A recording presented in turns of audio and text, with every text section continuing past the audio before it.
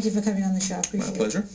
And you have been sort of a hero in my eyes because you're here doing, and have been after Katrina, doing a lot of work in our city. And I think that, you've got your plate full with being the president of a university.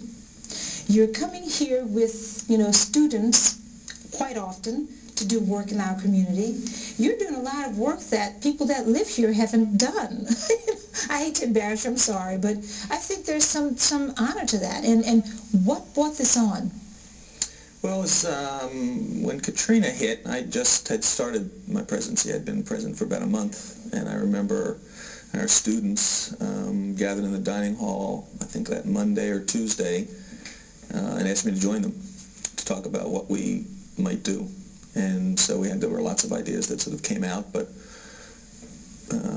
we wanted to do something as opposed to write a check to the Red Cross or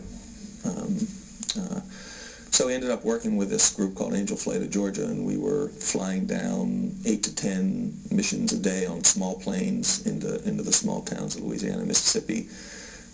Flew down almost $200,000 worth of supplies in 2 or 3 weeks.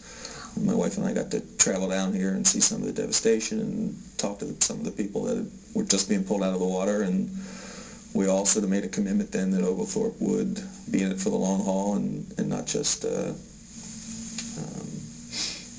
react and let it pass. So this is our 3rd trip down here with students, and we'll be back again. And it's a great learning opportunity for students, and it's a great way for me to spend time with them and work alongside them.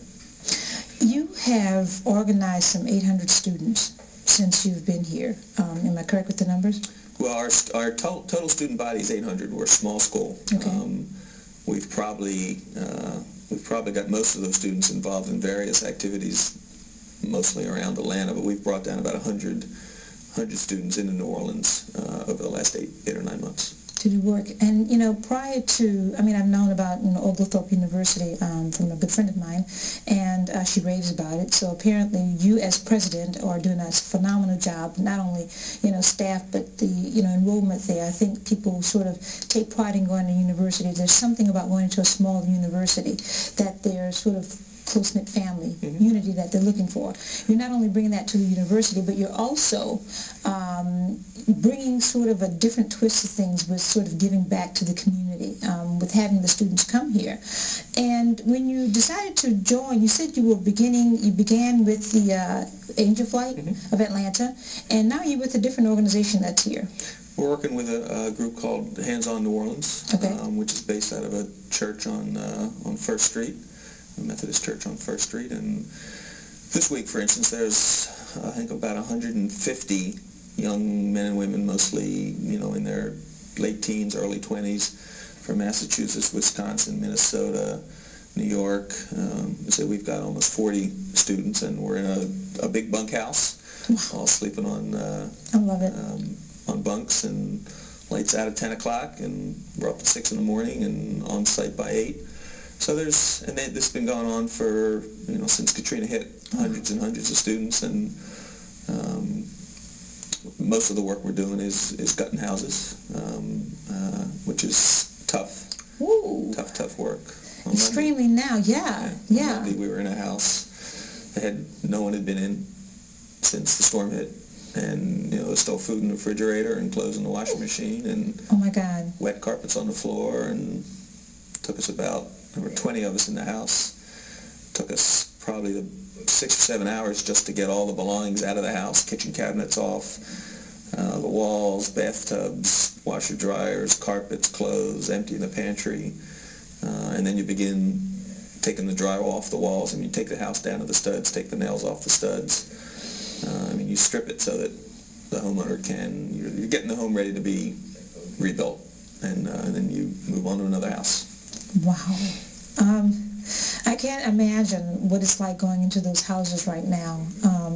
For the students that are going in, what do you guys, you've got to do or say something to these kids every day to encourage them to get out the bed early in the morning, to go back the next day, and to, face what they're facing. I can imagine the smell. Oh, yeah. I can only imagine the mold, the bugs, the rodents. Right. And yet you motivate your students every day to get up, work in our community, and clean up the houses and gut homes, and what's in it for you? Well, I mean, one of the things by being here, I mean, I'm on there sleeping in my sleeping bag on the beds with them, and I'm up in the morning eating bad food and going out with them, and so I think it's I'm trying to be a role model for them, and they're not, there's not a word of complaint. I mean, one of the things that's terrific is that one of the conditions that Hands-On has is that the homeowner be with us when we're working on their house. Okay. And so we'll break for lunch. Yesterday, for instance, we were doing 8 houses in Gentilly on one block, and the homeowners all got together and made us lunch. Oh, that's great. And they're all out there. So all the students are sitting out there in small groups talking to the homeowners about, their life and what it's been like and how hard it's been and where they've been and where their kids are. And so that's pretty inspiring. That's inspiring. You see who it is you're trying to get back into a house in a very personal way, not, you don't have to imagine it. Do you know who qualifies for this program, or is it anybody, or? There's a long waiting list. It's mostly senior citizens. Okay. People without, largely people without insurance. Okay.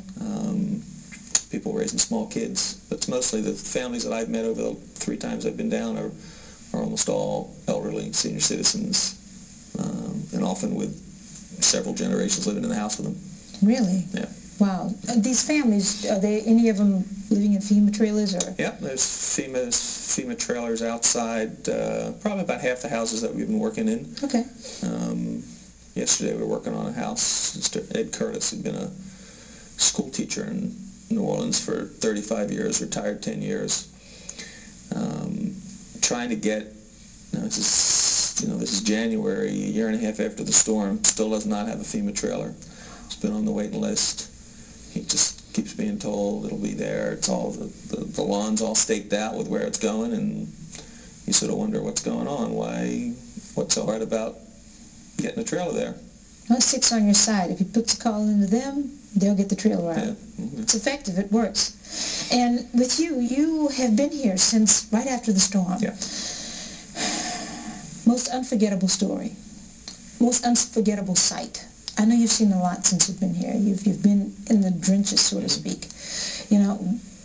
What was the most unforgettable sight or the situation? Or Two things come to mind right away. One was the first trip we took to the Lower Ninth. I remember we all went in together, and we're driving through other neighborhoods, and obviously it's a disaster, and there's cars overturned, and we've never seen anything like it. And then you get to the Lower Ninth, and you just go, this is America. I mean, it's unbelievable. And kids just sort of stood and wandered for hours, just looking at things, and kids' toys up in trees, and houses sitting on top of cars, and just forever. So that was one thing. And then I remember the first time we were down here, the first house we were working in, the grandmother who owned the house, she was in her mid to late 80s and came to greet us and was just so thankful we were here. And she had thought her wedding ring, her husband had deceased, she thought her wedding ring was in a safety deposit box. And her daughter had gone that morning and opened the box, and no ring wasn't there. And she said, I think my ring is in the house. And,